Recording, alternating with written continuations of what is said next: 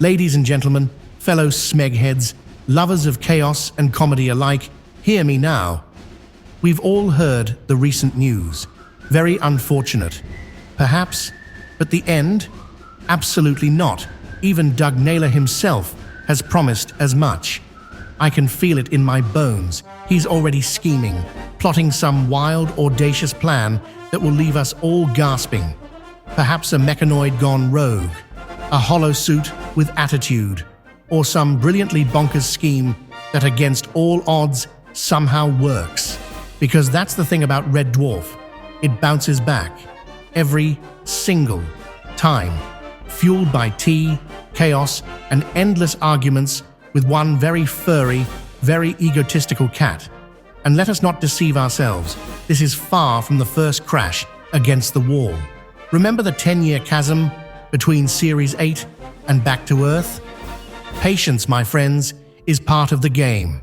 We wait, we watch, we hope. But when the boys from the dwarf return, they come roaring through space.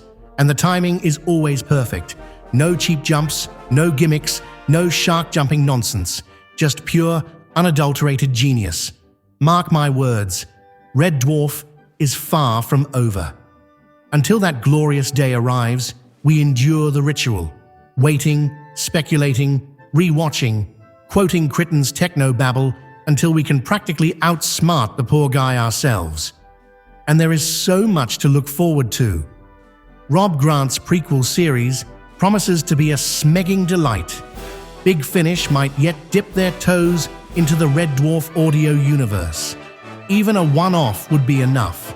90 glorious minutes of Rimmer complaining, Lister devouring a kebab, and Kryten desperately explaining why the toaster should never have opinions.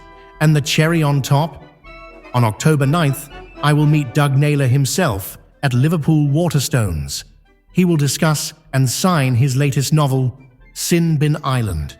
This is a dream years in the making, a chance to meet one of the brilliant minds behind my favorite sci-fi comedy. I can barely contain my excitement. It is going to be epic. And for those concerned about Chris Barry, fear not, he is recovering. And soon he will be back among us, Rimmer in all his glory, gracing conventions and reminding us why we fell in love with him in the first place. A huge relief indeed for fans far and wide. So stand tall, my friends. Keep your tea hot, your snacks close, and your quotes sharp. For the universe of Red Dwarf is alive, vibrant, and hurtling ever onward. The adventure is far from over, and when it returns, it will remind us all that laughter, chaos, and a little bit of nerdy brilliance will always triumph over the void. Long live the dwarf!